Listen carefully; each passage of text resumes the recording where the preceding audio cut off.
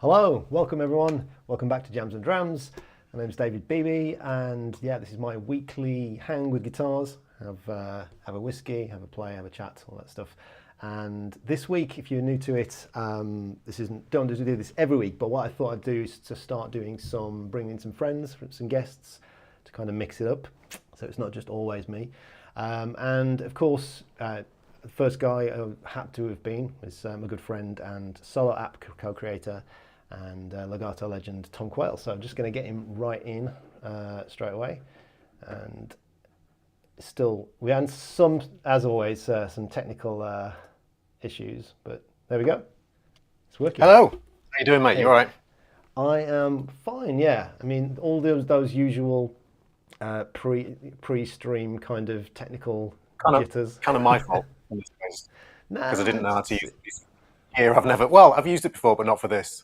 So, and I've got a brand new live streaming setup I've never used before. So this is the first time. So I think it's working. Yeah, it should do. Yeah, it was audio, wasn't it? But you'd think we'd we sort of 9 years on since live streaming was like a thing. You'd think it would be all smoothed out and ironed out. And I don't know. Is it like? Do you feel like it's any more? Any easier?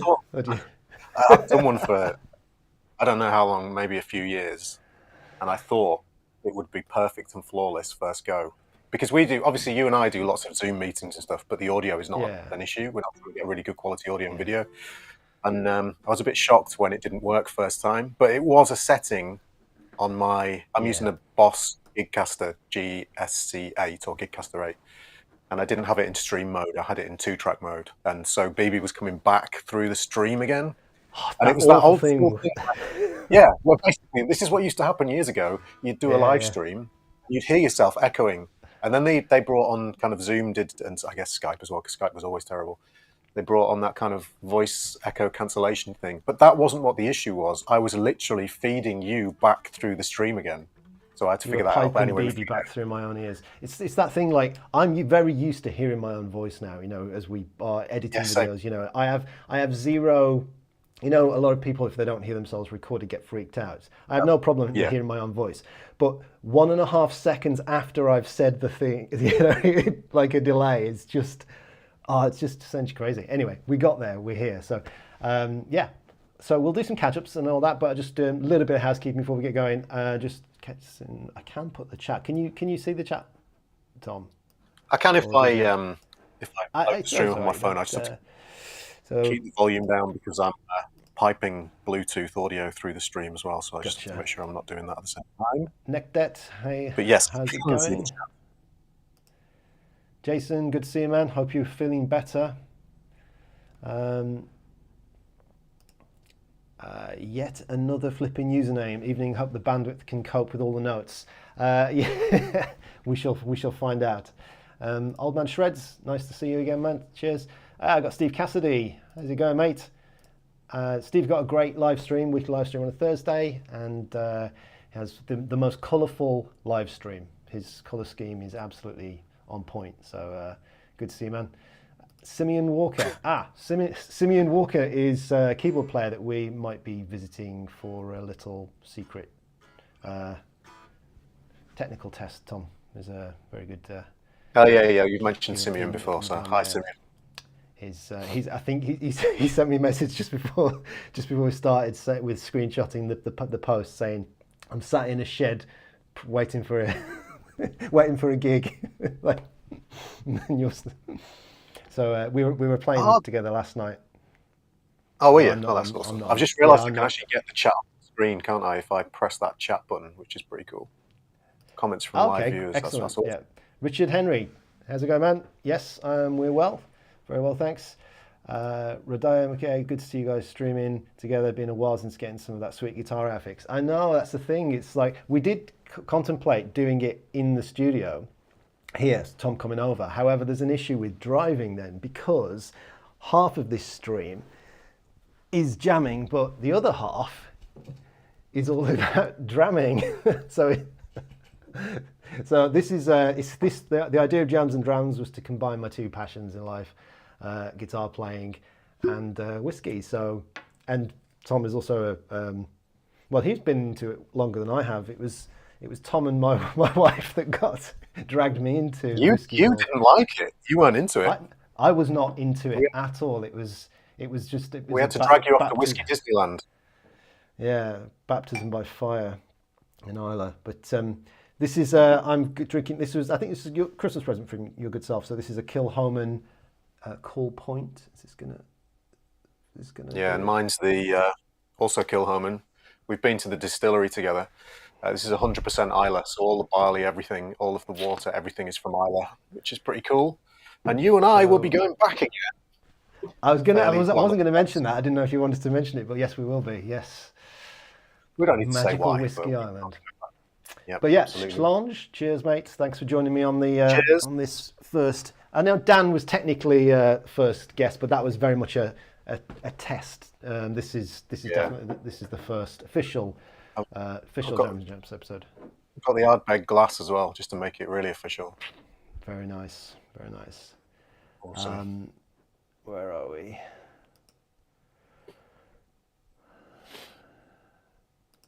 Is whiskey essential for good playing? Of course it is.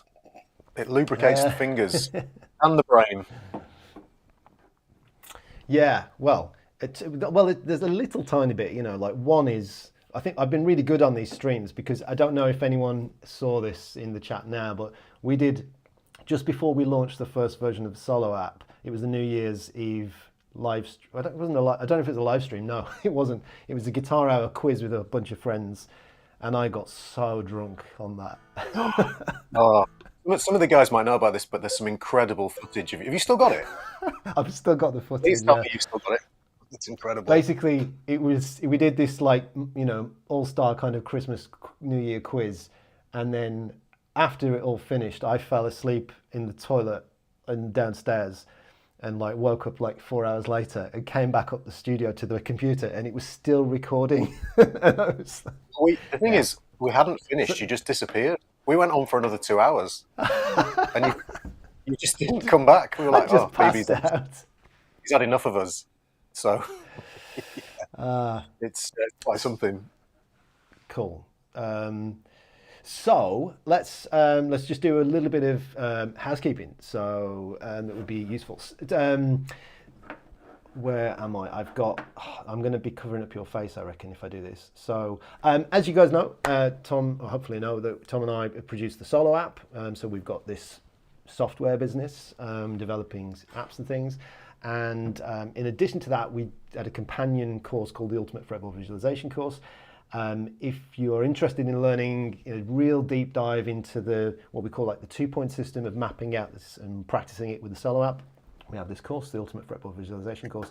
And oh, there we go. Oh, it's got a nice animation as it did that as well. Awesome. So this is it. This is the course. And if you want to grab that with a discount, we've got biggest discount we've done. So this is a $60 discount running right now, just for the duration of the live stream and a couple of hours after. This is with the code appropriately Drams 60, and you get $60 off the course.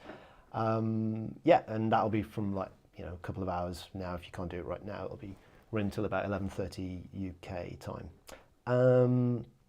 And if you don't have the app as well, that's linked in the description below, so you can get the app for practicing fretboard visualization. So we can talk about some of that stuff today. If anyone's got any questions related to the course or to Solo, definitely drop them in the comments. Tom and I will chat it through. Really is no fixed plan for tonight's stream. Try to keep these things loose and respond to the comments and go in the direction that you want to. But we've got some things we're kind of gonna hit on. But just before we do, is there anything what you say you've not done a stream for a little while, but and usually we would catch up on live things with guitar live things on the podcast on the Guitar Hour, but that's been on hiatus again. So what guitar wise and stuff, what have you got in the works, or that you can talk about, or anything you want to promote? Martin and I did a bunch of stuff at the end of last year, and then I took a little hiatus from guitar at the beginning of the year because it was just too much. But then so January I didn't really do a lot of playing. Martin and I have got some more gigs coming up. This month we're playing in Germany for the Ibanez Guitar Festival, which is held, it's near it's sort of in between Frankfurt and Munich. It's a place called Meinl, and Meinl are like headstock in the UK. They distribute Ibanez in Germany. I don't know, maybe elsewhere as well, possibly. I'll get told off now because I should know this, but they do a big festival every year. 2025 is a really big one. Paul Gilbert's coming along. A bunch of great Ibanez artists, and Martin and I are doing masterclasses and doing our duo thing, which is kind of pretty worked in there now. We are a pretty well-oiled machine. We've got a really nice set that we do, and we've played at this point hundreds of gigs together. So I'm looking forward to that. We should have some more stuff later in the year as well. So been doing that. You and I have been doing some secret work that we can't talk about, which is awesome. And actually, well, the work is awesome. Weirdly, it's not awesome. We can't talk about it yet, but yeah. No, exactly. The work is awesome. I've also been working on my picking quite a lot, as you know, which is kind of interesting. So that's been an interesting thing, working on the angle of the hand and some of the mechanics that I've never worked on before, and actually I think I've talked about it before, I have had breakthroughs, but this is a bigger breakthrough than I've had before. But annoyingly, with these breakthroughs, it's kind of transient. Sometimes it's there and sometimes it's not, because the technique is not good enough yet. I'm not used to it enough. I can just do it off the cuff and on the fly. But it's working in there. And the really good thing is it's not breaking my previous technique, which is what I've always been terrified of, is that learning how to pick better would destroy my standard hand technique, well, my right hand technique, because the hand position is slightly different. But I can still hybrid pick and stuff with it as well. So that seems to work out quite well, and it hasn't caused too many issues. But it's at the point where if I don't do it for a couple of days, which I haven't, it just disappears and I have to start not from square one, but kind of, almost from square one. But I can feel it getting better. It's definitely getting there. So that's kind of interesting. Other than that, I've been planning a wedding, and my house is currently awesome. for sale. So I've been doing that as well. That's been taking up a huge amount of time. Big life things. Yeah, so basically spent, I think February and March, I lose track of the timeline because it's been a bit crazy, redecorating the house, putting my house on the market, and my fiance's house is on the market, so we're going to buy a house together. So that's been really cool, looking at houses and trying to find something, but quite stressful as well, because as people know, moving house and selling houses and buying houses is very stressful. And also planning a wedding for next year as well. So that's not stressful, that's incredibly good fun, but very expensive, but really, really good. So, exciting stuff, but not necessarily guitar things that are exciting. But we'll get back to that as soon as those things are kind of done and planned. So, yeah. Yeah, it's the life thing has been... it's been a weird one these last sort of 6 months for me as well, and not as in the all in the sort of exciting sense, but just balancing. We've talked about this so many times, balancing, like staying on top of your playing and work and life and all commitments and things. And when it's guitar and it's the thing that is your work and your kind of passion, that's like getting that balance right can be so tricky. We've got some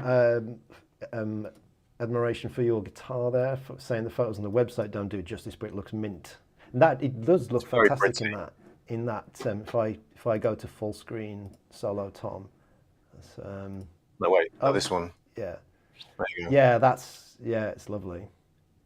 It's very pretty. The cool thing about this guitar as well is it's got, I shouldn't do an advert for the guitar on your live stream, but it's got absolutely custom fine. TQM pickups, so these are unique. These are in no other guitar. So they've got really nice sounds. They've got very low output, so they're very kind of dynamically, responsive. They're not kind of like this one level of dynamics which you get from high output pickups, especially the humbucker. And the single coils are really, really nice. So yeah, it's a great guitar. Yeah. Really, really nice. Very, very happy with it. And it's pretty much the only guitar I play at this point. I have a pink Strat down there that I pick up every now and again when no one's looking, so I don't get called off by Ibanez. But other than that, just play this one now, really, and the blue one, of course. But that's a very different beast altogether. The is it abalone, isn't it? The dots. Yeah, abalone inlay. That's a really nice touch. The way it's set off against the charcoal flame really nicely. It's, I remember when we were designing that, going back and forth, and that was there was a real point with you guys when came together. When we're that's the one. Yeah, awesome. So yeah, love for the MMTQ duos. Nice. Oh, Jason, you're not too far from that. I don't know. Did you say that? Is that a public thing or is it like a private thing? Yeah, so it's, as he says, it's in Guttenstetten, and tickets are available. You can buy tickets for the show, but you have to buy masterclass tickets separately. There was, I think, if you go on my Instagram page, if you want tickets, you'll find in the reels there, you'll find a reel that's about that, and you can use the link in the reel to go and buy tickets for it if you're interested. It's like the 24th, 25th of May, something like that. I think I fly out on the 22nd. I should know this, but I've forgotten. Hold on, I will tell you. So yeah, it's the 24th of May that I'm playing, I think. So people have still got time to buy tickets. Jason Carter is the really awesome guy who I think he's a Geordie living in Germany, and he found the bug in the solo app for the the recent bug, so he got that. And What with the links? So the links, yeah. So he found Okay. that on whilst on one of my live streams, and yeah. So Which of course thanks means left again in for German. We left out the links. that. Any dues to revive the guitar? I mean, it's never properly dead, but at the moment we're on hiatus. You can't kill it. It just keeps resurrecting every now and again. Yeah. Cool. So I think we've done all that. That's caught up with the chat for now, and done housekeeping things. Caught up with life. So Boo's in the chat. I mean, Boo's coming to Ireland. I didn't recognise that name for a split second, but of course, hello, Boo. Of course, it's so like to think Richard Littlewood is such a mental disconnect because he's just Boo. So, but cannot wait to do either with you, Boo. Yeah, so I've done. It's one of those videos that's like I've done this week. That's probably not going to get very many views, but super interesting on like hand position and neck profile, and it's sometimes you get those videos where they get really low views, but then the watch time or the average watch rate is really high. It's a really interesting one where like people that have like clicked on it watch the whole thing, but even if there's not many, it's really interesting.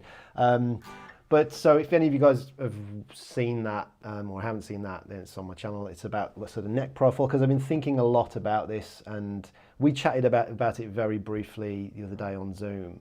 And it's definitely one of those things that the more I think about it, the more sort of it important becomes. And I didn't ask you at the time, this is why I'm bringing it up now. There was a comment on it on the video about the AZs and the neck profile of and the carve of, say, that guitar. What do they actually? What do Ibanez give that name of that carve? This is a C. It's a C. Right. They don't. I can't remember. I'm gonna have to look this up now because Ibanez are. I always feel like when I pick up those AZs, they're a different shape, as I think you mentioned, but like I do find that they are still comfortable for that back of the neck sort of thumb placement thing.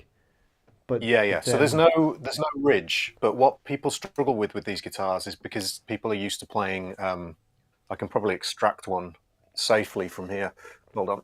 I'll have to put it on the floor afterwards, but I should be able to do this. Yeah, here we go. People are used to playing these. Yeah. Now you've got kicking around somewhere. This is a RG550. Yeah. And the neck is very flat on the back, but rounded at the top. And then it's not very flat, it's flatter on the back, but it's also very thin. And the AZs are a lot thicker than the... I actually think that the RG550 Genesis they released is slightly thicker than a standard RG. I think it's more like a Gem. But these are a lot thicker. But they are a C shape. They don't have any flat bit on the back, but they have this nice... I don't know. They kind of have this space where you can put your thumb in the middle of the back of the neck, and it feels very, very comfortable. But the thickness from front to back is a lot thicker than you'll find on an RG, and I think some people struggle with that a little bit. But I've got so used to playing these now that I can't play an RG anymore. I find them very, very difficult. Yeah. Yeah. Somebody was commenting But about that. Sorry, go on. well, no, I was just going to say that we talked about this, and I was saying to you that one of the things that I found interesting about playing the AZ is that they made the string spacing at the bridge end a few millimeters closer than a standard like Right. guitar. Yeah. So here, normally you would find on one of these guitars like a Sir, like a Goto 510. The string spacing on this bridge, it's like I can't remember what they call it. It's a T10 something, I forget what it's called, but it's basically a Goto 510 with slightly closer string spacing. And that still to this day, ever so slightly freaks my fingers out. So these small subtle shifts of millimeters of string spacing or the shape of the back of the neck are bound to cause your fingers, because of the speed they're moving at and how used they get to playing particular gauge of string or shape of neck or string spacing, as I say, it can cause tiny micro issues that can build up over time. And that's why I liked Cordy did a video the other day about John Mayer saying it's better to just play one or two guitars. And that definitely resonated with me, because if you get used to playing a single guitar, then everything feels really, really comfortable and the same every time you pick the instrument up. It'd be like having a piano where the keys were just a couple of millimeters wider than you were used to. And every time you moved around on the keyboard, your spacing would be wrong. And it's the same deal here, basically. But I guess Cordy was talking about something slightly different, because he was talking about, and this is what you were kind of alluding to as well, he's actually developed an injury, is that right, from having a V-shaped neck? Doesn't. Yeah, he doesn't know. He doesn't. And we're not. I said in my video, like, I'm not a health professional, so I don't want to comment that it is or isn't the thing that's making his hand ache. But I definitely, when I got my Ovation out with, it's got a very hard V-neck, I felt it instantly. This basically what the hand wants to do is, because the apex, if you try to play with like how we do for legato technique like this, it's just jabbing into the sharp point of the V. So what? And this is exactly so. What Cordy's doing is he's putting his thumb either side of on the shoulder, and then he's still trying to do like wide stretches, like and obviously that's not trying to do wide sort of like big 3.5 string stretches with your thumb over the top of the V at an angle is just really not. I can immediately feel the tension down the forearm there. No. See, the V makes sense my dad, for instance, you're hooking over, it makes a lot of sense, because it hooks into this bit of the hand, which obviously the V of, I'm not going to switch angle, but this is a V obviously here. Yeah. So it hooks in perfectly there, and then you're into that kind of, for want of a better term, blues position, whatever that shape of the hand is. The Clapton signature Fender was the one had the real hard V thing, and it's his kind of thing. It's you cup it, and then you wiggle the palm for vibrato, and that's all great for your bluesy phrasing and stuff. Like and on my video where I film in the back of the neck, you see as I'm kind of phrasing and I'm bending, my hand has got this movement, but the minute it goes to full beans, it's the thumb down here and the gap with the palm, and it's because it's the fingers that are wanting to do the work in that case, not the hand and the wrist and the arm. So definitely that V-neck shape was like a real, basically it was either I wanted to be, and watching Cordy's video, it was like he either wants to be on the top of the shoulder like this, or it's so low underneath the V that you're kind of slipping off the bottom. So I do think that the technique, as I was thinking back to my history of kind of growing up with different guitars and things, and on an RG, on a wizard neck, it's irrelevant because it's so flat and so thin. You can totally, get that technique, and you don't need to think about it. But when I was thinking about other kinds of neck profiles, how that could potentially influence and impact your technique, it's a real, it's something I'd not really thought about massively before. But I do think that the choices I've made in the last 10 years since adopting a more kind of, moderner sort of like in time kind of legato phrasing, and as getting towards the higher notes on notes of the higher strings, where, because if you think about like the kind of Vi kind of legato, you can still actually have the thumb up here when you're anchoring the finger.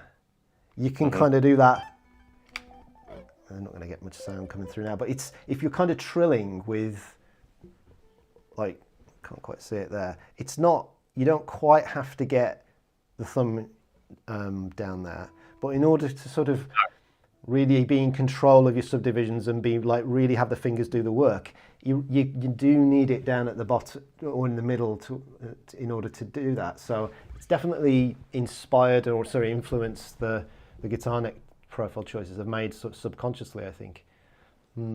Yeah, well, I think there's a reason why most Super Strats have got that shaped neck, whereas a lot of vintage, I mean, you see a V and you think it's a vintage guitar. You will not find a VGA, a Sir, maybe if someone custom orders one, an Ibanez AZ, an RG or an S, Tom Anderson. Unless someone custom orders it, the default profile is a C because it's comfortable here and it's comfortable here. Yeah, exactly. And you don't have, the thumb has always got somewhere comfortable to reside, no matter where you are. And it's kind of like I don't know, is that a modern invention? I mean, I don't know the history. Did Strats, I guess, used to have V-shaped larger necks? I don't know. I was doing some digging into this when the research for the video. It's quite interesting, like the kind of evolution of it. But what I did realize, Fender actually do like a compound profile as well. Have you come across those? Really? Yeah. So compound new guitar radius. or historic? No, like you can do it. Like I think you can order it now. Where you can have a compound like neck carve, so it flattens out as you get up the top, which is super interesting. But yeah, it's something that is I often find like the oval shaped, sort of like an oval C or elliptical kind of moving towards a D is because in theory, like a D, a shallow. Yeah. Kind of a shallow D would be ideal for me, and I think that's what these end up being. I mean, with Fibonacci, it's all quite just feelings and descriptive terms and trial and errors and stuff. And with this guitar, the basic jazz are absolutely perfect for the way I like to play. And Old Man Shreds was just saying, what guitar do you play the most? It's probably, there are three that I play, if you discount the 175 jazz guitar of the solid bodies. So there's this one, which is the Roadmaster that I designed with Fibonacci. And then there's the Tobacco Super Strat one, which I play probably a bit less than that. And then the Basic Jazz, which has the same identical neck carve, but it's a solid rosewood neck, satin, a beautiful satin finish. And yeah, they're so comfortable. It really encourages that sort of good, I say good, but like, for what I want to do, this kind of hand placement. Well, I'm the same as you. This is, I say it's a C, that's how you describe it, but it is definitely in that C to D category. It's in between the two letters in the alphabet, because when you put your thumb on the back of the neck, they've really thought about the fact that part of the C, it's like if you drew a C, but you flattened the back out slightly. Exactly. It's not fully curved. And that, now I rely on that for, oh, there he is. We invoked your name earlier, Sir Cordy. Yeah. But yeah, without that kind of slightly flatter profile on the back of the neck, I think again, if you find your thumb residing on an edge or on a point, I don't literally mean a point, but like the point of a V or the highest contour of a C, a true literal C. Like if you imagine the Richie Kotzen guitar that is like a baseball bat C, I find that quite difficult to, not just because of the thickness, but because of that where your thumb's residing. There's not as much surface area in contact with the neck. Whereas here, there's a good chunk of surface area in contact with the neck on the thumb, and it gives you that really good stability point to play from. Yeah. But because you and I, both, we don't rotate at all. It's all finger motion. So when you're doing,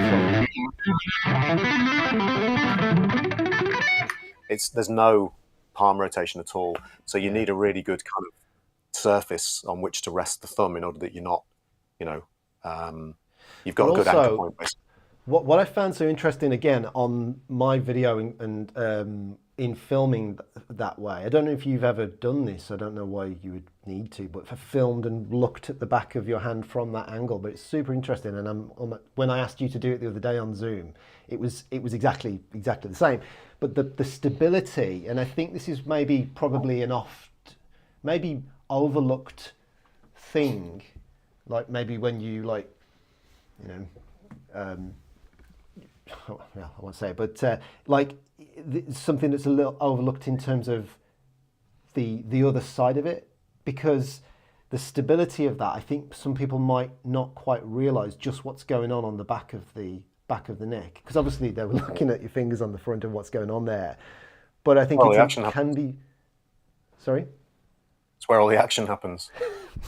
Yeah, yeah, but I'm starting to. The more I kind of like dwell and meditate on this, I'm thinking like there's something really, really essential about understanding from a student's perspective.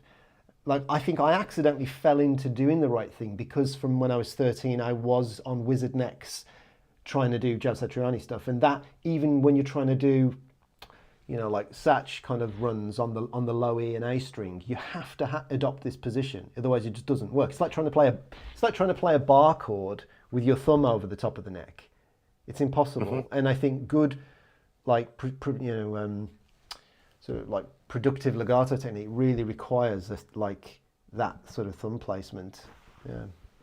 Yeah. I mean, not just for that reason, but also for the stretches. But you know, even if you're not doing big stretches, just having that thumb position in the middle of the back of the neck with the C-shaped dead spider vibe going on, you know, you want a neck that's going to allow you to do that for significant periods of time without causing you issues. Cordy's not watched your video from behind yet. No. That's on a different website. Only Beebs. The thumb is hidden, Beebs. You sound like a tit. What are you talking about? I'm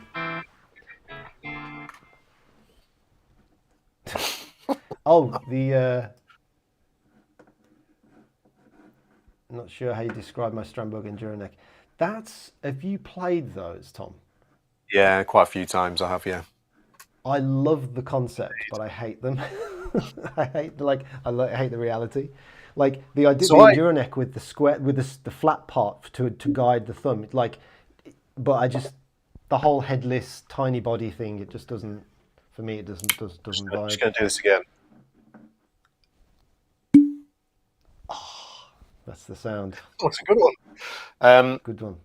Yeah, I went through a period where I really wanted one because I thought they were such. Well, so here's the thing. I've said this before, I'm sure. When I used to go to Music Mess in the early, so 2008 to 2012, let's say, Ola was there before he'd become really big, Ola Strandberg, and I was like, this was when I didn't really have a big relationship with Fibonacci at this point. I was, playing some of the guitars. And I saw those guitars, the Strandbergs, and I thought, wow, they are amazing. And to me, they looked like the kind of guitars that Tim Miller was playing at the time and Mick Goodrick. And I thought that was really kind of fusion-y, like a really interesting modern design fusion-y jazz guitar. This could be really amazing for the fusion and jazz community. And actually, initially, it got picked up by guys who were either in that scene or in the prog scene, like your Pliny. Holdsworth was doing that kind of style guitar as well, wasn't he? Like with the Carvin. Exactly, yeah, with Carvin and Kiesel. And the Enduraneck thing made so much sense for me as a legato player, and I tried them and I thought they were really cool, although I wasn't blown away by the sound of them at the time. Yeah. And then they got really taken up by the headless thing in general, but Strandberg's much more so, got taken up by the gent crowd. All respect where respect is due, nothing against the gent crowd, but it's not my thing. And so I kind of went off in the end. Well, the prog thing had, like the Pliny thing, had a little bit more in common with some of the sounds that were in my head, but maybe a bit more harmonically dense. But yeah, I just went off them. I thought the Warburg was really cool. I don't know if that's still available or not. But the Enduraneck thing is really cool for legato, but it's such a departure that I would worry that once I'd played that guitar for a few years, if I went back to a guitar like this or to a Strat or to a Les Paul or whatever, or a 175, I would really, really struggle, and my hand would start to fatigue really quickly, and so on and so forth. So that's a really good point I thought about. Yeah, going back off of something that's such a departure. Yeah. Well, that's the same thing as, again, like this guitar. I absolutely love this guitar, and I look at it and I go, man, this thing looks super cool. I mean, I've even got one of those pick holders on there that a friend of mine from Greece made. That is purely a visual pawn guitar, hence the pink knobs on there and stuff. But I never play it because although I played RGs from the age of 15 to, well, similar to you, the age of 15 to about 18, and went to jazz college with one and swiftly sold it, and really wished I hadn't. Yeah, that was my mistake. I didn't. Yeah, well, exactly. I can't go back to them now because they're so different. Not just in terms of again, there's more than just the neck. Like the funny thing about this guitar, which is probably not even in tune because it never gets played, and it's got nines on it. Okay, it's in tune. Is that you only have to breathe. You only have to pick too hard. It makes them. You get a flutter. And when you flutter, it goes on for ages. Yeah, I friggin' loved that on my RGs and my Gem when I was a kid. Like going, it can't. The sustain's not there, but all that kind of stuff. So yeah, but just the feel of this now, even down to the point where the fretboard edges on these Genesis ones are very similar to the original guitars, and they're ever so slightly rolled, but it still feels like it could take my finger off. It's such a cliff edge down to this super flat radius that's the same all the way across, and how thin the neck is. I mean, they're beautifully made, but it also feels, if I do this, it feels incredibly wide. Yeah, really strangely wide. I don't know how much wider it is, but and I have no idea what the string spacing was, but just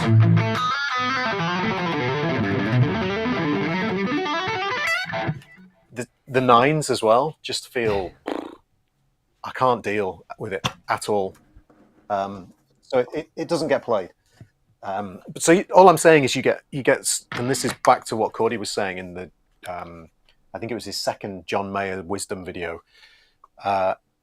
It's worth sticking with one or two guitars that are quite similar, or having one guitar like, in my case, maybe a jazz guitar, this, and an acoustic maybe, and that would be what you stick with. And I think in the jazz world, this does happen quite a lot. You see, like guys like Kreisberg, they played the same guitar for years. If you take my buddy Gary Jackson, a great bass playing friend of mine, he has one upright bass, partly because you have to remortgage your house to buy one. But if he could buy more, I don't think he'd want to, because you play that one bass, And he's got one jazz bass, one P bass, or maybe two P basses. He hasn't got, like in my case, there's 34 guitars in this house, of which about 3 get played, maybe slightly more. It's I definitely feel I gravitate to so I have this one, the tobacco Superstrat one, and the 175. Those are, but even then, if I had to say, it's very much like there's like a split brain thing. Like when I pick up the 175, it's like it's almost like I'm playing a different instrument. It's almost like I'm transported to this other kind of world, and I play. And that's good. It's really good sometimes, It is. It's almost as if like I might as well be playing drums or something. It's because the mental model I've got.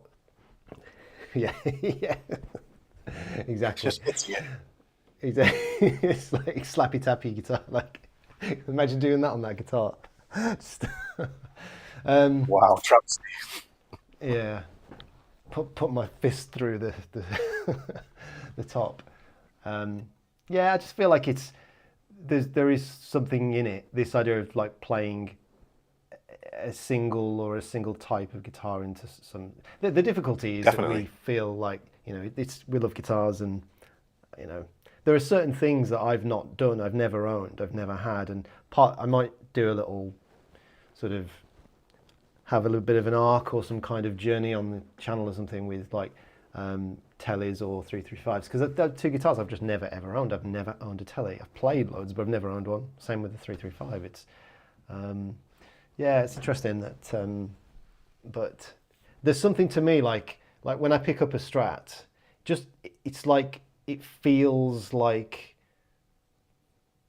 it just feels like a guitar to me. It feels like breathing, like it's a third lung or something. It feels like it's so integral to like my concept of what guitar is. That even if I don't like, I don't. In some ways, I'd say like I actually coming around to the idea that I think tellies might sound better, but I don't Yeah, I could go with like. that. Yeah. But to me, there's something about the Strat that's just so emotionally and like visceral, physically about a Strat type guitar that I just can't quit it. If I wanted Yeah, I to. mean, again, there's things that are addictive about both, like the bridge. I know this is sound stuff, but the bridge position sound on a telly is highly addictive and makes you play a certain way. But positions 2 and 4 on a Strat do the same thing in a different way. Yeah, exactly. Yeah. You know, never shall the two cross unless someone makes some weird kind of. You see these kind of, um, you know, But when I they don't do know, cross, they're weird. Like, do strategy. you remember Yeah, yeah. Tony's But like Tony's Sir, like it's Sir Telly? That's like the beautiful the black blinging, one. like modern. Yeah, I mean, I Yeah. sort of loved that, but also like it's just totally feels wrong in some ways because it's like There's a video of I me remember. playing it in Spain, and Yeah, it's an another amazing one. guitar. It's freaking Yeah, yeah. insane, and as you say, it's like it's an insane guitar. It's so amazing, but there's just something about like, you know, like I feel like my mental model of a telly should be just a block of wood slab, you Yeah. know, like The only guy I know who's really, I mean, people will be able to list a bunch of guys who've got away with it, but the only guy who's got away with fundamentally changing the telly and still making the telly work is Andy Wood for me, where he's got yeah, his Andy, AW whiskey barrel. guitars where they're basically super hot rodded with 24 frets and 2 humbuckers and a floating bridge on, but he's still, because he's so authentically in that world, it still Yeah, works. you're right. Yeah, he's very But much I like have to say, Quayle, isn't actually, there is something, and it's not just the Ted Green phenomenon. There is something about seeing an incredible jazz guy playing a telly that just does something extra for me as compared to hearing, I would love to hear Kreisberg play a telly just to see what happens on the neck pickup, just a single coil. It would just be something incredible. And when I think of, obviously Ted Green's a particular example, but even Brilliant guys man, like isn't Roy it, as Buchanan, well? that Roy Buchanan thing where with all of that really crazy, the amazing harmony that was going on and the crazy bends and stuff, there's something about a telly that just really appeals to me in that regard. I own one, and then I've got the AZ S's, obviously, but they're Yeah, a different kettle of fish altogether. Especially my one because it's got a floating. Well, it's not floating. I've got it set up fixed, but it's a 2 screw 5 saddle bridge. But I do have one Fibonacci telly, which people might remember, which has got a compensated bridge on it, and that is an amazing guitar. There's no two oh ways man, around it. It's a phenomenal it's instrument. I love it. yeah, That's that this. it's Getting my guitar collection out here. It's just hard to do with one hand. So this one, yeah, that people might remember, yeah. which is a great guitar. But Again, this the is neck on more that of is a proper telly. stunning. The neck carve, Yeah, the neck yeah, carve it's on that ridiculous. is But super this super is comfortable. there's nothing apart from this push switch here, which at this point I've forgotten what it does. This is a proper telly with a compensated ashtray bridge. It's got brass saddles and a brass nut, which is a little different, but other than that, this is a proper telly, and it's a surprisingly versatile guitar. But that's got, unlike the one that Cordy was playing, like a fairly modern C profile neck with a slightly Yeah, flatter bit at the back, so it feels incredibly comfortable to play for hours and hours and hours. The problem with that guitar, and this is where you get into the AZs and the Sirs and stuff, is that it does not have this contoured section here, which I don't think. I'd be interested to see what Cordy's got to say about this. I used to lose the blood supply to my, like genuinely, this would go dead. My arm would go dead after a while. I don't think it's such a problem when you're standing up, but when you're sitting down and you're used to this contour, and that's where you're. Um, isn't that the telly from Levi's hybrid picking force? It is indeed, yes. The illicitly used picture, but it's Levi, and I love him, so I'll let him get away with it. so yeah, the one second. There was a comment I wanted to find.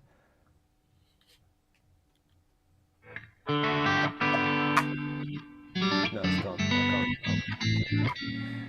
can't. Yeah, I've still got some of this left. Is that the highly drunken Yeah, self-bottling? self-bottling one. That's it. Yeah. We might have to do that again,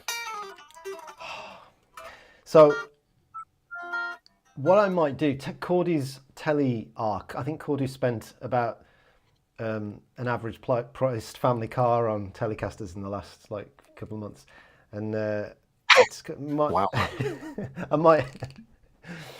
It's kind of inspired me that not to do that because I'm not insane and can't, but maybe like working towards like designing like say because I've never owned one, working my way towards like specking a Fibonacci Roadmaster. Maybe do some like go through some like cheaper kind of rough kind of basic kind of telly models and kind of explore that just to see what I like in that sense. But because I don't really know.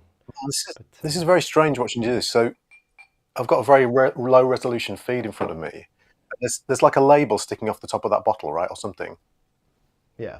It looks like a Molotov cocktail. Looks like you're about to fire them. It's really bizarre.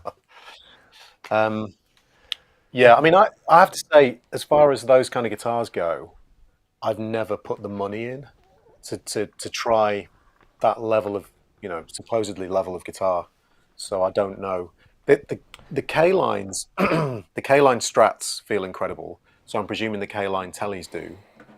The Binari is obviously amazing, but I'd love to try a proper both Strat and Telly, a proper kind of expensive, properly made replica of, because I don't want to play an original instrument, they're too expensive, but a really well-made one from somebody who knows what they're doing. Which I presume is that what the Nacho is? The Nacho is. I played one in Portland with Mike. At the. Did you, Do Beebs? you remember? It's. I did not. I was asking you about did you play the Telly? I play. So yeah. So at Strum, do you remember Strum, the bar Yeah. guitar shop with Mike? So I think when I was there the time before, I played. They had a Nacho used that was about 6,000, and it was phenomenal. It's the most convincing relic guitar. If you'd have told me this was from the 50s, I would absolutely have believed it. It was so convincing. That's what I'm talking amazing. about. Trying one like that. Yeah. I think it's completely impractical for me and how I play. That didn't have a V-neck, but it was amazing. Again, though, I wonder if I would play differently on it. I mean, I play a little differently on my Strat than I do on this guitar. And I've said this to you before, that there are certain guitars that, like your K-line, is it the black one or is it, I can't remember which one it is. I think it's the black one, possibly. Yeah, the British racist. It makes me play more expressively. Yeah, it makes me play more expressively than I do on other guitars. It's like that is a really stunning guitar. It's interesting because like Cordy, of the K-line ones, like Cordy loves the blue one, which he'll probably bring along next week for you to try that. But I find it really interesting. Like of the K-lines, all the K-lines Springfields he's had, the black one or the green one as it is, British Racing green. I find that's my favorite one of them. So it's even within like great guitars, you find like the personal, like everyone's got their little kind of favorites, haven't they? It's so yeah. Has anyone got any like specific questions? I've not been monitoring the chat. This is much harder when I've got someone here to kind of like catch everything. But as I'm just to answer Farn's question. Yes, absolutely. Fun. Do you still use the loud pedal? It's it goes everywhere with me. So when I go to Germany, that will be the only thing I take with me, and it's the entire rig basically. So there is a board down here, which I will show you. It's quite dusty because it just, but this is the normal setup. This is the rig. This is my entire amp that goes everywhere with me. So that's really good for traveling with, and it's incredible and sounds amazing. And I just rent a Laney cab wherever I go. So they're going to get me a 2x12 of some description, and just plug straight in. Laney there, or is it? Or is that? No, they don't. But they can obviously get the stuff. There's a guy called Tom Weiser who distributes. It's a single guy, yeah, it's an amazing product. And thankfully, they've done really, really well. There's a lot of people who've been really into them. So yeah, we're very, very happy with the way that product has performed, and so are Laney. So it's really, really good. And if anybody does want to check them out, they are a very affordable, very, very loud, compact, all analog amplifier. So if you're into the analog thing rather than the digital thing, they are phenomenal. But they also have a power amp in, so you can actually use them as a power amp for digital gear as well, which is pretty cool. So yeah, it's awesome. There was a question going back to sort of fingers and neck and this stuff here. Just maybe we can help with this a little bit. Biggest issue in legato runs is using my pinky and third finger. Every combo of fingering is smooth, but I struggle with that. I'm not sure if there's a common downfall I'm not seeing. He's posted it twice, so I just wanted to. That's one that I was trying to find. Yeah. Well, the common downfall is that your third and fourth fingers are joined by a single tendon. That is human biology, I'm afraid. So there's not a lot you can do about it. Human biology that's always the downfall, isn't it? Well, exactly. You have a phenomenal excuse, like the rest of us do in the human race, for having a problem with your third and fourth fingers with legato. Everybody does. And obviously there are a whole bunch of things you can do to work on it in isolation. There's an exercise which I posted on my Instagram and YouTube, I think, which was this one. So if you go on my YouTube channel, don't go away from BB's, just open it in a different tab. Don't leave his. You'll find that exercise, and that basically works on every combination. So first and second, then you have this string transition, then you get third and fourth. Every combination of two fingers. Oh, well, what I should say is every combination of adjacent two fingers, not every combination of fingers. But if you can make the little and third one,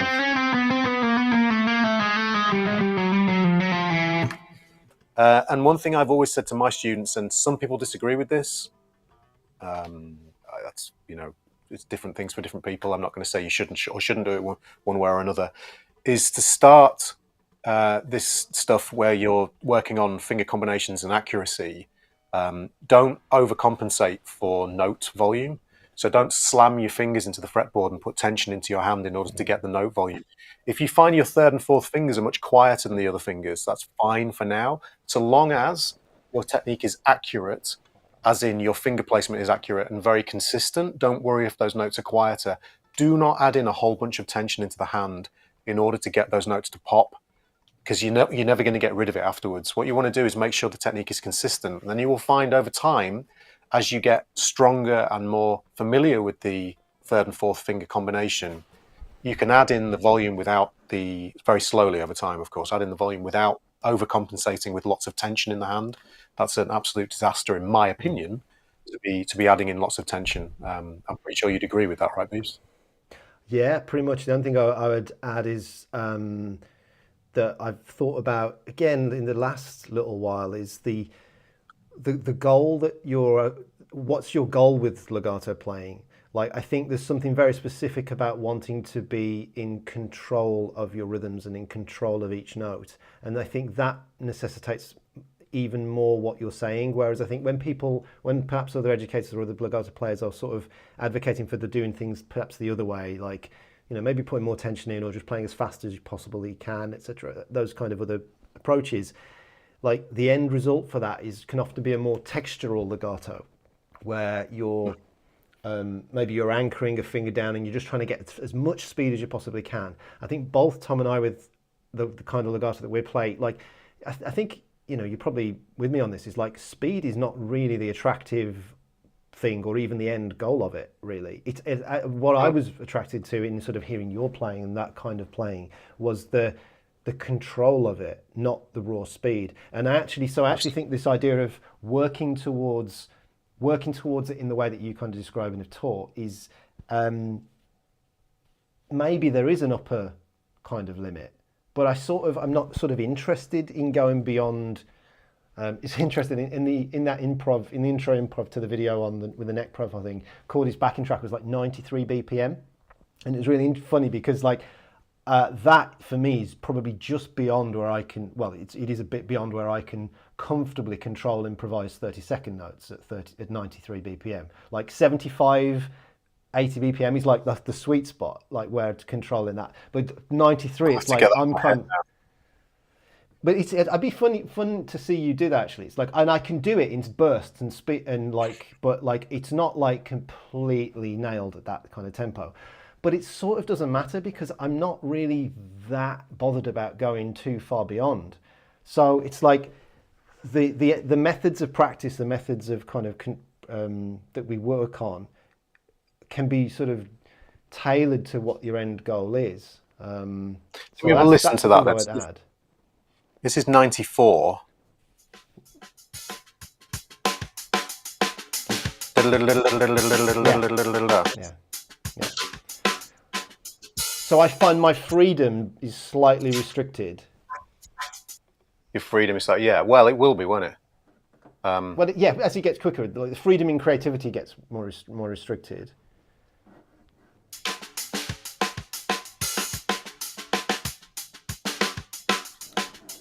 Wait a second, sorry. Yeah. Is there a... No, there isn't. Oh, sorry, Siri's going on. Go away, Siri. No one's interested.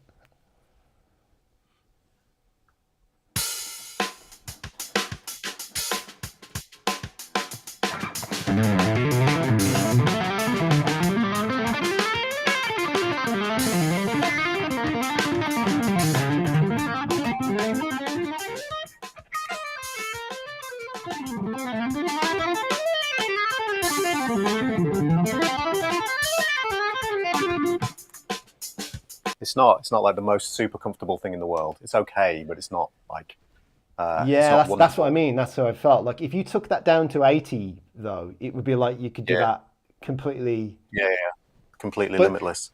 Yeah, well, say completely, but you know, like within the realms of what you've developed with the technique. Whereas, so that's the thing I was sort of adding to what you're saying is the way that you're kind of advocating for people to learn and practice is for a very specific type of end goal of like somebody that wants to be in control of the notes that they're playing, the rhythms that they're playing. Whereas when you're going for the more textural, fast as you can legato, there very well may be something in the other methods of practice. And do you know what I mean?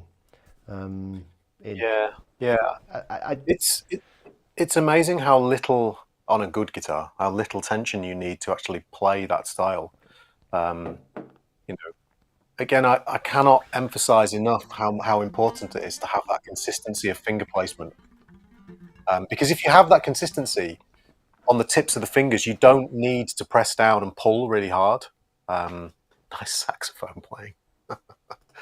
And then you can, like, if you get, one thing I would suggest is if you're not like too worried at this stage about improvising, you're more worried about kind of the physicality of the technique, take a fixed phrase and concentrate really hard on playing it at a tempo that's comfortable, where you basically really concentrate on the lightness of the technique and not overcompensating with the fingers. By the way, Joe, if you hear the in-room guitar audio ducking, I think we are playing through audio interfaces. I think that's actually the streaming software that's, when we're talking it as well, is possibly causing issues, because we are absolutely plugged DI'd. And in fact, you know, I've got the mic on as well, but I can mute that as well. So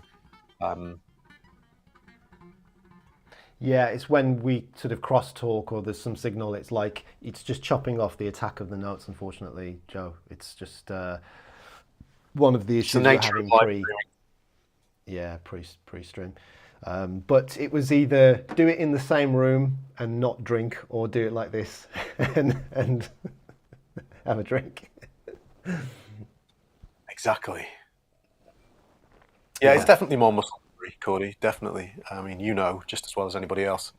It gets to a certain point where the brain can't keep up with the fingers, as opposed to the other way around. And like 30-second notes at 90 odd BPM is pretty much at that point for sure, without a shadow of a doubt. Yeah, and also, but there's there's an aesthetic where beyond a certain point, the aesthetic's not even appealing. Like, so, do you know what I mean? But I think like totally. if you took that up to like, I was doing this when I was doing an exercise, that sort of 4-note per string, just very non-musical chromatic exercise, and when I realized like the beyond a certain point, it just doesn't even, there's this like sort of transition point where then the textural stuff does sound better beyond a certain kind of tempo and point. So yeah, it's or not better, but like I just would then prefer it beyond a certain point. I think for the rhythmically controlled in time legato stuff, like 30-second notes topping out around sort of 90 is probably the limit that in terms of what I'd be interested in being able to do anyway. So yeah, totally. So on my way to the gig yesterday, I was doing some ear training, and it brought it back to my mind because about several years ago we were doing this. I think it was pre-pandemic actually. We were doing it with we did a big thing on the Guitar Hour podcast, this deep dive on sort of I discovered, I don't know about Tom, I don't know what your history is with that, I can't remember now, maybe you can say, but I discovered this idea of functional ear training, which was something that had bypassed me completely through my educational thing, educational years, and it massively helped sort of unlock my ability to hear tonal functional harmony. It's probably 6-7 years ago now, and yeah, I'd spent a lot of time working on that, had made this big sort of leap forward, and I'd not done it for a little while over the last few years, and on the way to the gig yesterday I was just kind of just doing it, and what was really surprising me was just how much it sharpened up my ears on the gig, just in terms of my listening and just my playing. I felt like I was playing better when I was soloing on the gig and stuff. It was really, really interesting that just doing that little bit of like active work beforehand, because you'd mentioned something recently when we've been chatting about it, that you felt like this, and it was a real, it reminded me in a way that it's something that's probably, despite having like I had a big go at it several years ago, like it's probably something that should probably just bake into my practice a little bit more, just as like I don't know whether it atrophies or not, but I definitely felt like after doing that for a little while and then going on the gig, I was definitely playing better. But what was this is something that we've not really talked about, but do you remember your ear training journey, like if you like, in terms of education and what you were introduced to? And when? It was unbelievably British, if I can put it that way. British? Well, in terms of the way it was taught. So we don't do, or most people don't do solfege and therefore functional ear training in UK schools or even music colleges. I was shocked when I went to Leeds College of Music. We can go before, I'll go before then shortly, but that ear training basically consisted of them playing you a solo and telling you to transcribe it on a piece of paper. And I remember sitting there and this trumpet solo was playing and I had a blank sheet of manuscript paper and they told us the key. So we wrote the key signature down and I couldn't even begin. Yeah. I didn't know what to do. And I remember paying a guy who had perfect pitch, a guy called James Clemus. We had transcription stuff to do and I remember paying him a £5 to do my transcriptions for him. It took him 30 seconds to do the whole thing. It was unbelievable. Because he had perfect pitch. So that was my exact experience at music college. Like it was a couple of years after you, and so that was my experience too. But did you have anything prior to that, as like guitar lessons or at the school, reason I ended up in that position is because yes, I did, because I did. I didn't do any practical grades on the guitar or exams, and there are some ear training things in terms of trying to hack your way through playing stuff back. That they've again, it's to you, trial and it's like error, isn't it? There's no method to it. There's nothing. No method. And my actual ear training teaching, I had a very good teacher before I went to jazz college. Who many people will know who've listened to any kind of interviews with me is the reason I tune in fourths, and there's all sorts of other things he influenced me with. Taught me a load of harmony. Very, very good teacher, a guy called Graham Young, good guitar player, and he did ear training with me. This is no slight to him at all. But he did ear training in such a way that it was interval recognition, and it was interval out of context recognition. So associate this song with a fifth, associate this song with a third, associate this melody with a perfect fourth. So I went around associating things like Star Wars with a perfect fifth, a song called On Ilkley Mor Bartat, which is a British song. Ilkley Mor Bartat. Yeah. So that was my fourth, my perfect fourth. And that was how I did all of my ear training for a long Yeah. time. So what I'd do is I'd listen to an interval, then I'd try and think, what song does that sound like? And out of context, like people will know, a perfect fifth, if this is 1, if F is 1, has a very particular sound. If this is dum, if you've got da dee da dee da dee da dee bum bum bum dee ba dum, it's got a very specific sound. But if that fifth is on top of a B flat minor 7 chord, you're screwed. Yes. It's not, the Yeah, there you context has go. changed entirely. This is now 5 and this is 9. So if the melody goes, it doesn't feel like Star Wars anymore unless you isolate it in your head and you remove the tonic. And removing a tonic from a set of intervals is far harder than trying to find the tonic in the first place. You can't do it. Human beings are not set up this way with their ears. We find the tonic and it's like somebody's glued it to the inside of your ears. You can't, get rid of it once you have a context. Can't unhear it. So Yeah. you can't unhear it. Yeah, exactly. Yeah. Which is why functional harmony works so well. So that was my experience. So I couldn't have, if someone had said to me, here's a melody,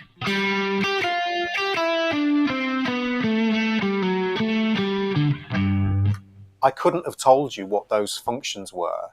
I'd have just been, I could have hacked away, and probably my ability to have decent, like, that I've got pretty decent kind of ear to finger relationships. I can hear something and play it reasonably well on the guitar within reason. I could have hacked away and found it, but I wouldn't have had any labeling capability other than looking at it on the instrument and saying, "Oh well, I know now that that's the one." If we're thinking like a dominant 7th, well, if we're in the key of C,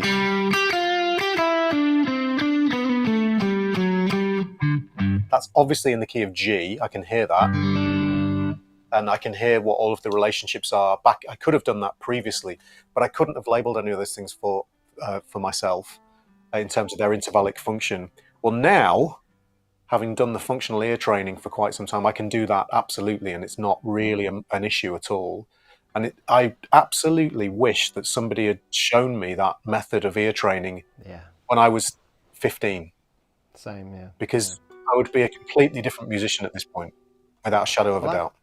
Well, that's an interesting point, really, that I've had written down here, because I wanted to sort of talk about this a little bit, was like the different, before we get to the different types of ear training, what's the purpose, like just actually thinking about what the purpose of ear training is, because I think the goal that people have, much like we were talking about with different kinds of goals towards legato playing earlier, I think you can have this idea of wanting to be able to have like hooks to hang these labels on and understand all of that, but that doesn't necessarily mean it's going to translate into your ear to finger connection to what you play. Absolutely not.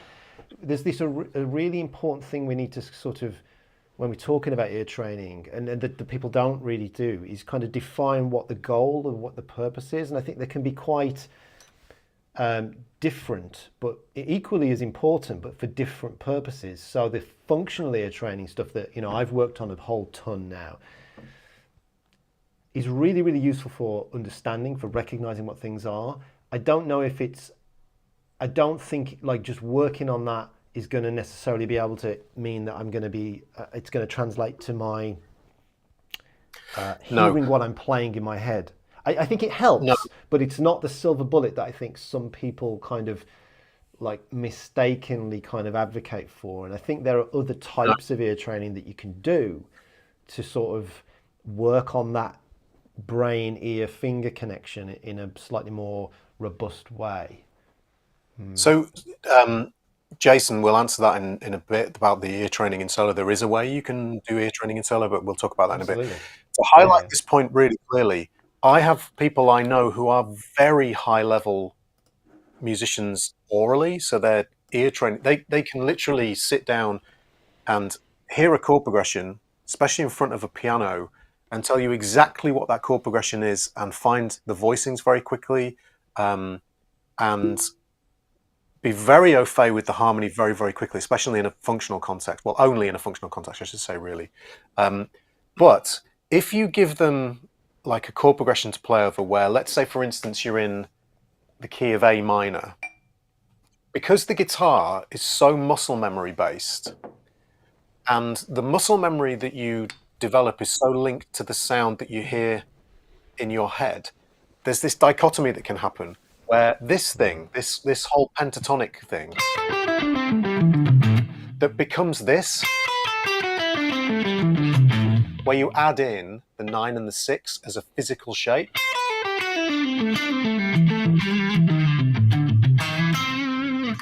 The number of times I hear very high-level musicians pick up a guitar and over an A minor chord that's contextually 1 in A minor, they will play this F sharp because it's part of that shape. When it should be an F natural, obviously, as a passing note. This note is not in the key. It shouldn't be played over that 1 minor 7 chord if you're in A minor. That happens all the time because they play this shape and they don't even seem to recognize that they've done it because the shape is so strong in their mind that it causes an issue for them. And vice versa, you'll see things where you have a very Dorian kind of sound and guitar players have got so used to playing this natural minor scale or alien scale, if they think of it as natural minor. You hear the natural 6, sorry, the flat 6 played over the natural 6 in the chord. And it happens all the time. Same thing with like the natural 9 being played over a 3 chord. Just the shape. You know, the guitar players are so shape-based, but the connection is not strong enough between what they're hearing in their head and what their fingers are doing. Their fingers take over. And this combination of, or this correlation between, that's so important with guitar, is what are the fingers doing and what's it going to sound like before I play it, is another type of ear training that needs to happen that lots of guitar players do not do. They just learn, they do ear training in isolation from the instrument, or they transcribe things. And the transcription is good, but it's not improvisational based. You're not improvising and having to hear what an improvised phrase would sound like before you play it. And this is the kind of ear training that I think I've done a lot more of compared to the functional ear training over the years. I've definitely done a lot more of this kind of reactive listening ear training where you're improvising and trying to get the fingers to correlate to what the ear's doing without labeling things constantly. Without having that's the those thing, the difference. It's having the label. It's like, I think the labeling is super important as an understanding and these hooks to sort of mentally sort of hang these onto. But there was something that happened. Do you remember NAMM last year when we were doing all those little short video clips with like Andy Wood and Matteo and all those guys, and we're asking them about what do they find hard about sort of visualizing the fretboard, I think was the question. And what sort of struck me as kind of going through watching that back and sort of really thinking about it was the amount of times they mentioned, almost everybody in some way was kind of mentioning the G to B string. And this is the first point where I started to wonder, like, if my obsession with visualization has been slightly misplaced, in that the real crux or the real problem or the real thing is not, or it's not that it's not visualizing, but it's like hearing the geometry of the fretboard.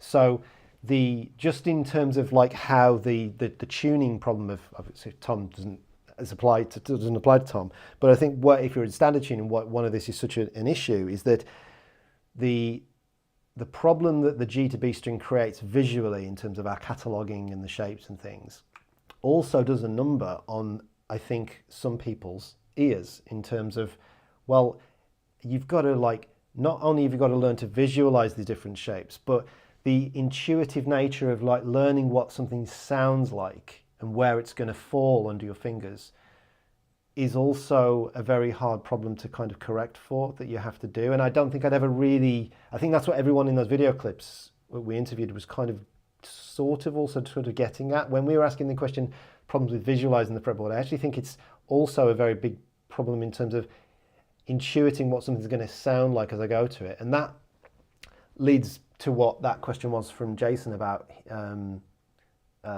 solo app and how you can practice ear training with it.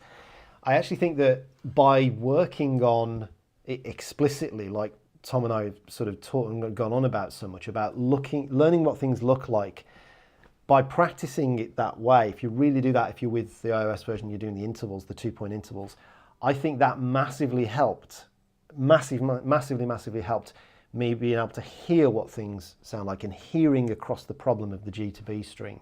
Some people, I reckon some people do this absolutely instinctively. I reckon Cord is one of them. I'd be super interested to catch up with him at some point and test this and check it. But I reckon he just hears through that problem organically without really having to think it through.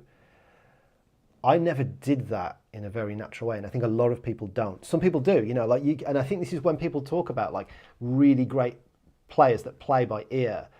I don't think it's just a matter of being able to see the fretboard in a way. I think it's about intuiting and hearing across that problem of the G to B string in a way that's not there. It just evaporates to the point where, and I don't think it's conscious, I don't think it's thought about, but that's what I think is what is going on, and what the real crux of the problem is when it comes to ear training stuff, for working on your your brain to ear to finger connection.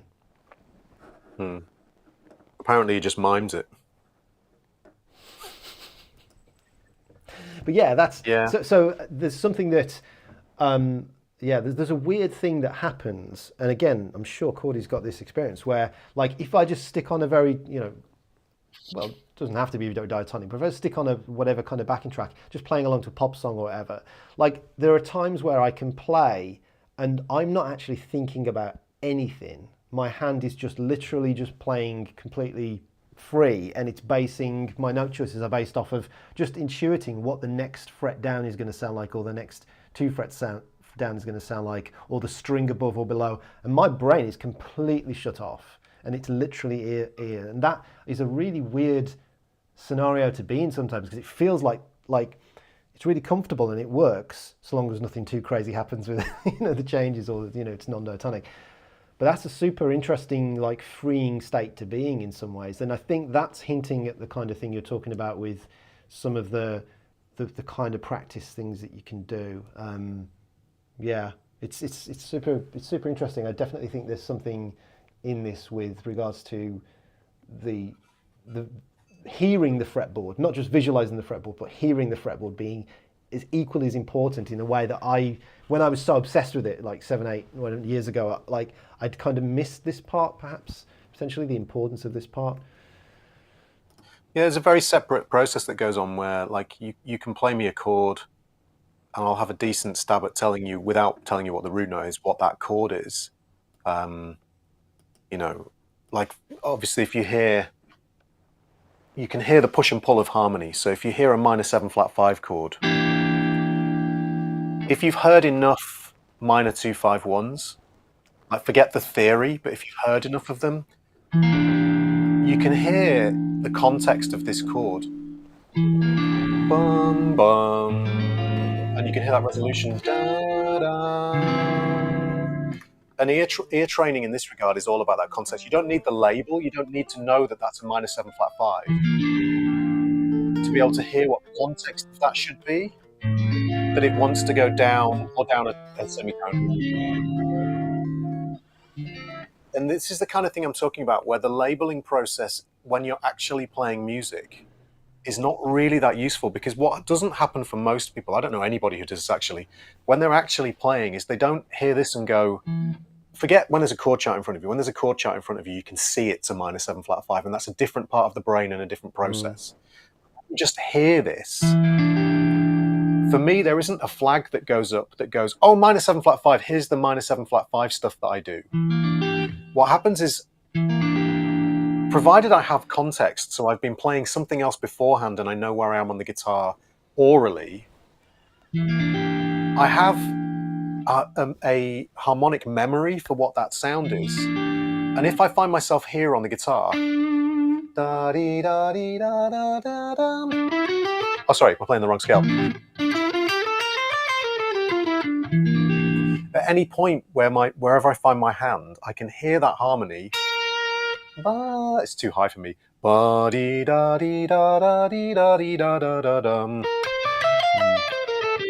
And I know without even thinking about it, my fingers know where to go. And that's the intuition between the fingers and the ear that is very, very different from just knowing. Just knowing that's a minor 7 flat 5 doesn't get you very far in real music. But being able to hear the sound and understand and be able to hear the scale and then find those notes on the guitar. Da dee da dee da dee da dum. When you don't have the name in front of you, I know what I'm playing here. I know I'm playing an A7 sharp 5. I know I'm playing an E minor 7 flat 5. I know I'm playing a D minor 9. But when you don't have those labels because there's either no chart or you're just literally hearing chords one after the other, it's so important to be able to have context for the note that you're playing. How does it feel and sound against the chord that you're hearing? And where do I need to go next? Yeah, that's the bit. Without labeling. Yeah. So without labeling it, that what you just said, where does it need to go next? So it's being able to intuit. So it's like having this cloud of the chord, the sound of the chord cloud in your head, and then being able to then intuit. If I go a fret down, is that going to be congruent with that cloud of sound? If I go 2 frets down, is it going to be? If I go an adjacent string above or below? And that's the bit that I find is so important in building this connection that I think people struggle with or find maybe even struggle to kind of elucidate, like sort of what they're getting at in this with this problems with the B string. And I wonder if it's in your tuning, if that is or with bass players, whether this is like another kind of potential forget the label, forget the 2-point shape labeling, all that kind of thing, forget the visualization, but just from like an oral muscle memory, you're going to feel you probably get to that point a bit quicker. You got to that point a bit quicker where probably not a visual symmetry. It's an oral symmetry that wherever you are, you're going to know and intuit whether I need to go up a string and across a fret, or in some cases for the same sound, I'm going to need to go up a string and across 2 frets. And it's that bit that I think is the potential, like the stick in the bicycle wheel spokes that we have with the guitar as an instrument. And I find so I definitely have come across this, like as I practice this kind of thing more and more, where you get super like in the zone within a certain harmonic field, or maybe a progression, but certainly within a static harmonic field. And then definitely. It's like the brain can completely shut off. Yeah. So if you, it's like if you hear this. So here's, okay, so there's an E minor 7 chord. So if we got D, and then the next note would be the sharp 5. Flat. D da da dum. You can hear. It's not. In fact, it's not even about the slight caveat here is you can catch yourself out because you're not good enough at singing and think you haven't heard the melody because you can't audiate it out loud. But you've got to be honest about your connection between what you're hearing in your head and what's happening. Because I'm not a good singer, and sometimes I miss-sing the phrase, but I have heard it correctly in my head. And that's the intuitive nature, or intuitive nature, sorry, of that finger-ear connection that is so different to like functional ear training, that app. The functional ear training has the kind of gamification side of it, which is very rewarding, in that you can go through and you can do a whole bunch of exercises, get 0 wrong, and complete like 30 questions in 30 seconds, you know. And it's great. It's really, really useful. And it is useful. It's very, very useful. Yes, absolutely it's useful. It doesn't necessarily translate beautifully onto actually playing over harmony on the fretboard and accurately hearing what you're playing and accurately hearing where does this note need to go next in order to fit over the next chord? Where does this note need to go next to fit over the next chord? And accurately hearing your way through the harmony in a linear fashion is quite a different practice technique.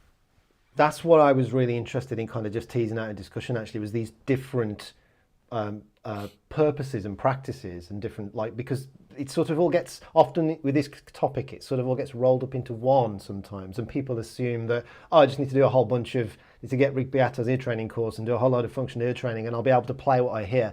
And I just don't necessarily think that's probably Nope. not going to be the case. There are, and that's, which is not to say don't get Beato's ear training course, or don't get like absolutely just work on everything. But it's like, what is going to be what's your end goal, and what are you expecting to get out of doing that? So because I think this idea of this sort of large, broad subject of ear training, and then what we want from it, can be broken down into some very distinct pools of skills that you might be building. So yeah, it's just going to catch up on some of the chat here. I think it's probably some Lush English boy. Hi guys, late to the party, but would like to ask a question. Solo app, is it possible to animate? Somebody asked this in a comment the other day. Yes, okay, I did get, if you're the same person, I did get that question, and we will add it to the list of things to discuss. I mean, I think what you meant was like in the tutorials, yeah, in the course and stuff, yeah. Okay, well, thanks for the feedback on that. We will chat it through. But, yeah, we did that in post, the video edit. That was on-screen graphics editing, yeah. So yeah, there are. I remember you and I talking about that, going, "Are people going to think this is supposed to be happening in the app? Wait, should we do this?" But it was such a useful way of visualizing things that it made sense to do it. We will. I mean, certainly would be cool. So we'll chat. We'll chat. So Cordy's fascinated to hear you guys talk about this stuff. Hagger. What do you mean Hagger? So that's an interesting point there, Jason. That is another potential. I think people do that, but sometimes I think you have to sort of be very, very honest about yourself. I don't know about David Gilmour's case, but you have to be. You can be playing what you sing, and you can be singing what you play. And the two things, that to know which one is genuinely coming first is not always super clear, even to you as an individual. Like, it could be that you are actually playing ever so slightly first, hearing it, and then singing it, as opposed to the way around. Not to say that's what's happening, but it's definitely something that's possible. You're almost always talking theory stuff, and I always assumed there was a chunk of this that both of you are doing behind the scenes and you're playing too, but never heard you talk about it that much. Yeah, interesting. Yeah, well, we'll get to talk about it very soon in great detail. More, Cordy. Yeah. Connects one, not to the other, and the option. Oh, I see what you're saying. Yeah. Thanks.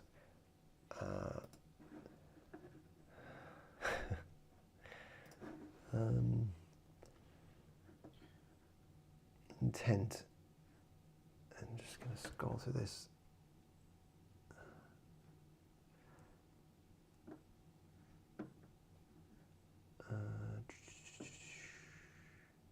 Cool. Okay. Right. Well, I think, where are we at?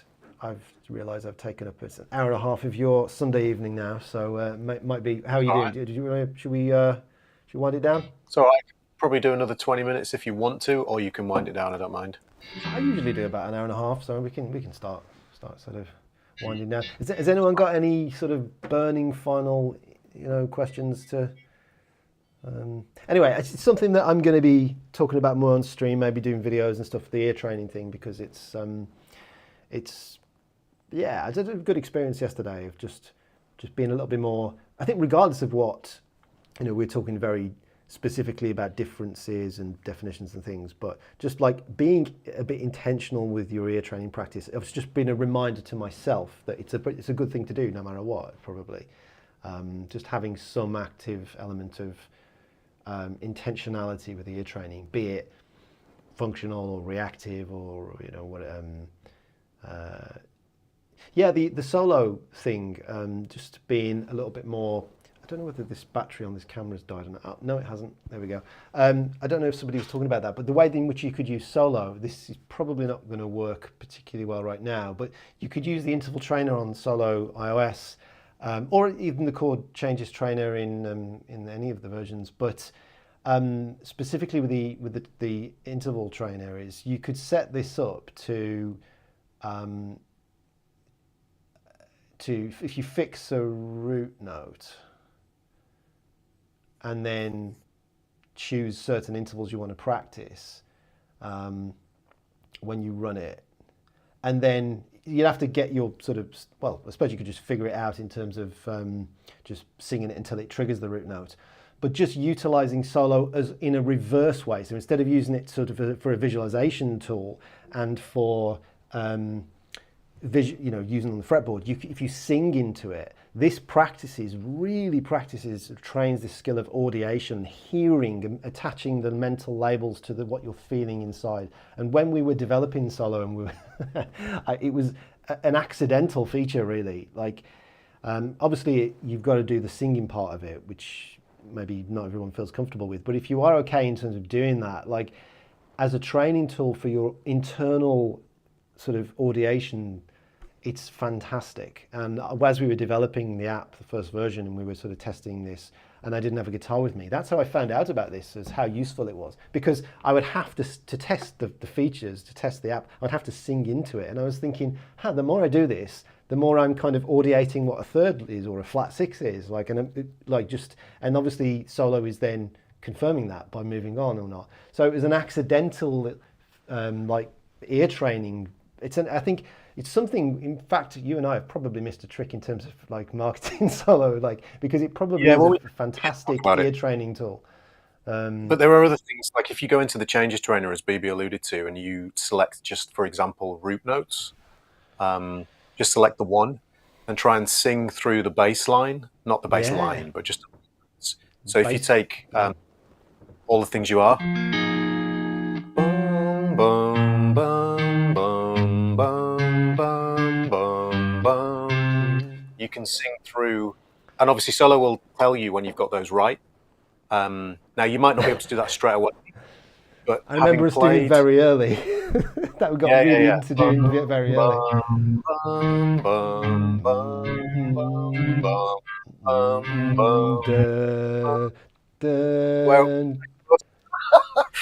I forgot the chord progression. That's so addictive. Yeah, it's amazing. B section is nails though. Yeah. The awesome thing about that is that, again, because you are reinforcing that on the instrument, so I'm playing it. Within solo, it would tell you when you've got the right notes. But the cool thing is, once you've played that chord, solo will just wait for you to get the next chord right. So you could actually play it and sing it, and solo won't even be bothered. It won't move on until you play the next root note. So you can reinforce some of that harmony and really think about, how does it look on the fretboard? How does it sound on the fretboard? How does it feel physically to play it on the fretboard? What are the shapes? How do they relate to each other? So the way I was playing All the Things You Are there, dropping down by a fifth for that F-7 down to B flat, that's a physical relationship as well as an aural relationship. And again, this is what we've been talking about a little bit, that you can reinforce within the concepts of that functional harmony. You've got chord 6, chord 2, chord 5, chord 1, chord 4, so on and so forth. How does that feel and sound physically and aurally to play? So it's really good for that kind of stuff. Or you could do things, BB and I have done videos on this, you can check them out. Like Autumn Leaves was one that was quite nice to do this with, where you select 1 and 3 and it will map out the 1s and the 3s for you and hit your chord progression.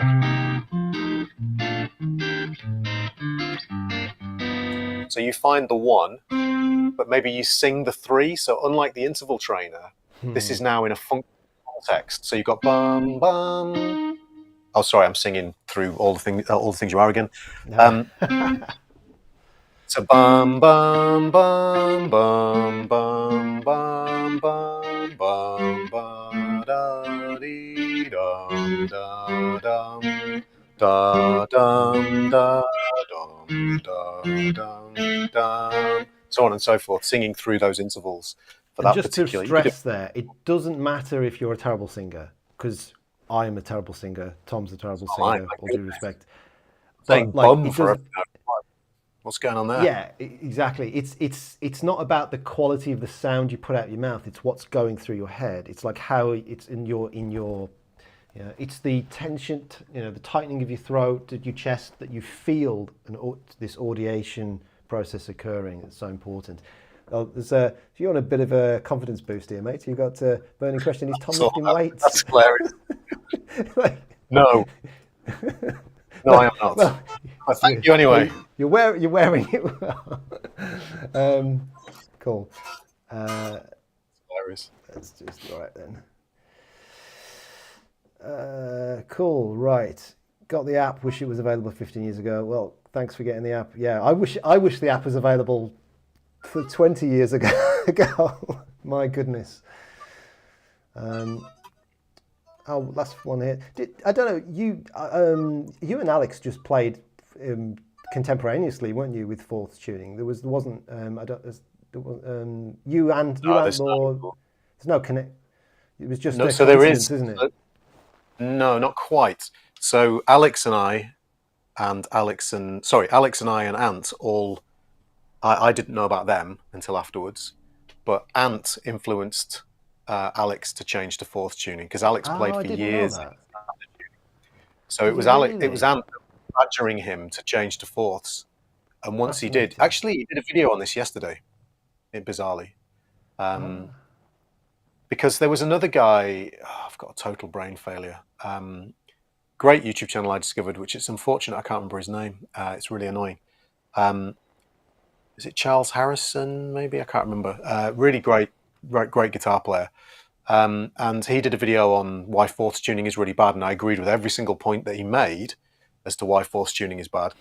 But the one thing that Alex mentions, which is really hard to deny, other than the symmetry, is what you've talked about, which is the intuitive nature of the tuning, where basically you can play more quickly, more intuitively, because you don't have to negotiate G and the B and the G and the E and the B and the D, as it were. So you get around that problem. So you can find things that are identical anyway you play them on the fretboard, so your intuition takes over more quickly, both orally and physically. And so that's an undeniable. Visually, physically, and orally, yeah. Yeah, exactly. Yeah. Cool. Okay. Well, yeah. Let's wind it down, man, because it's been an hour and 40 now. So, well, thanks very much for joining me, dude. It's been great to catch up and chat. And I will plug it. I've not done it enough. I should have done, but I'll plug it once more. If we've been talking a lot about visualization and stuff, and if you're wanting to, have something to work with the solo app and really kind of dig into the 2-point system in terms of visualization, Tom and I have got the Ultimate Fretboard Visualization course. I think it's going to come up. Yeah, I've got the animation as well. That's so cool.